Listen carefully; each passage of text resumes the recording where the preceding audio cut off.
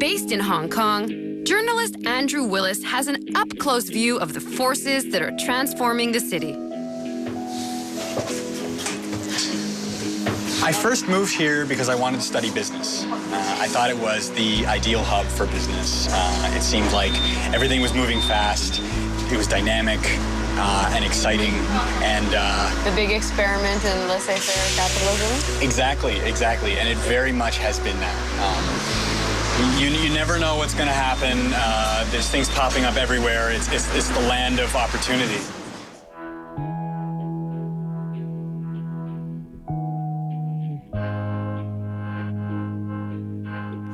And you have a Chinese girlfriend? I do. Well, she's actually Hong Kong. She'll make sure she specifies this. But yes, she is local. So you can't call a Hong Konger Chinese? No. In fact, when I first came out here, I was telling people that I was going to China. And you know, most of the Western folk were like, yeah, that's cool, you know, great. When I told that to someone from Hong Kong, they were very quick to correct me and make sure that I was going to be with Hong Kongers. You know, I was going to Hong Kong specifically. What was the reaction of Hong Kongers to the retro session? When 97 was coming along, a lot of people did become quite nervous about the handover. They were worried about what they helped build with the British government would be taken away from them. They were worried that they would lose their democracy. And they were worried that the true one country, two systems wouldn't materialize. By definition, the one country, two systems is basically put in place to preserve Hong Kong as it was left by the British in 1997 until 2047, in 50 years' time. It means that the government of Hong Kong has some independence from China. That's what it comes down to. How much has Hong Kong changed since 1997? If you ask any local, they're probably going to tell you that there's been a major influx of Chinese immigrants. This has probably always been the case, in fact. However, these days, it's much more prominent. We're seeing a much higher volume of immigrants come from mainland China.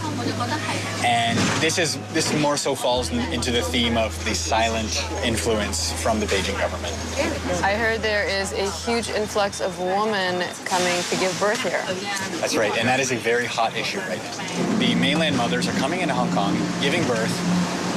What's happening is that their children become Hong Kong citizens with all the rights attached, and because of this as well, because it's their children, they also get additional rights from this as well.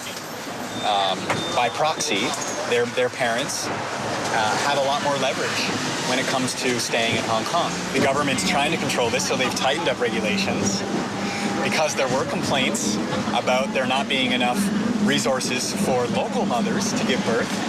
So what's happening now is that mainland mothers are coming in and they're giving birth in the emergency rooms. And this puts a major strain on the entire health system in that case. Is 2047 coming too quickly? It is coming too quickly. Many of the changes that were supposed to come in 2047 are already happening now. And they're happening through bilateral agreements between Hong Kong and China. Often China will give Hong Kong a benefit that may help them. But very soon after, China will reciprocate with a benefit that further involves, that further influences, that further implicates the Chinese presence into Hong Kong, that further shifts things towards becoming China.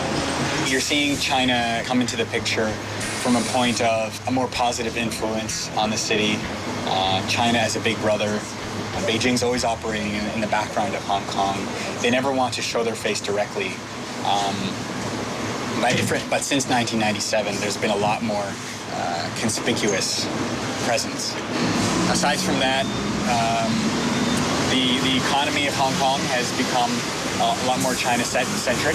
I've heard many people say that they feel that Hong Kong is heading towards becoming a second-tier Chinese city, or that Hong Kong is going to be replaced by Shanghai as the economic center of the East, or as the economic representative of China towards the world. If the local Hong Kong government becomes too influenced by Beijing, then Hong Kong will head towards becoming a Chinese city and only a Chinese city. During the colonization, the Hong Kong identity began to develop But I think only after 1997, people began to piece together what makes a Hong Konger different from other countries and what makes Hong Kong its own nation in that regard. What are some of the customs that make Hong Kongers unique? A lot of the customs that Hong Kongers hold dearly to themselves are customs that perhaps originated from having to deal with a high density of people. They're customs that deal with how to get along and how to cooperate with each other in a very compressed environment. These are customs around being polite. They're customs about not being too loud in public. They're customs about queuing, about keeping a good line. Customs about not spitting. This is something that they take very seriously, in fact.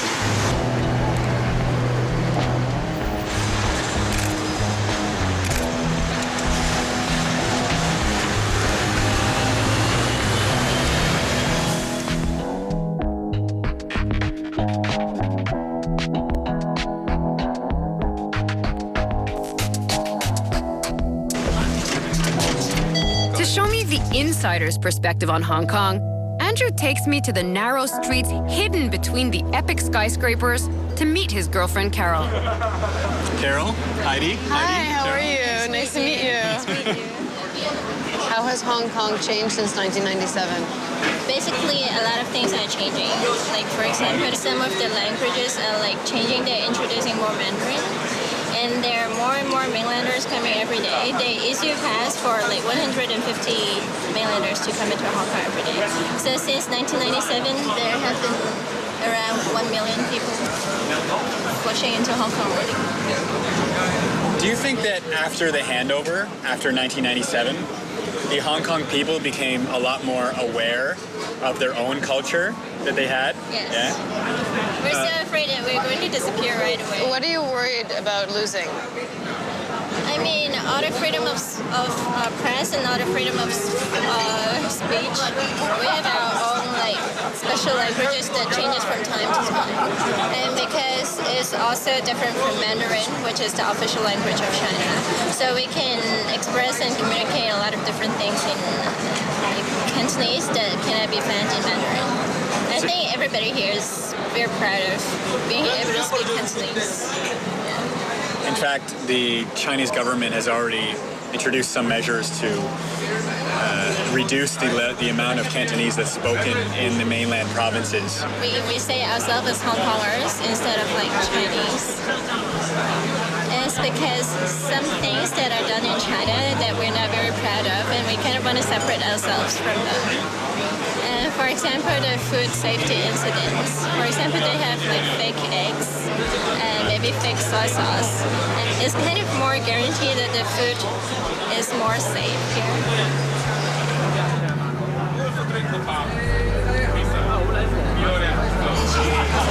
I think what makes Hong Kong so special from a food point of view is the fact that it's so diverse and it's such a blend of international, Chinese, and Southeast Asian and Asian food all together in one.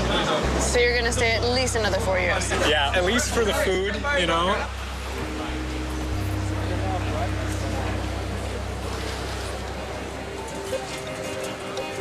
A model of efficiency, Hong Kong keeps its residents on the move.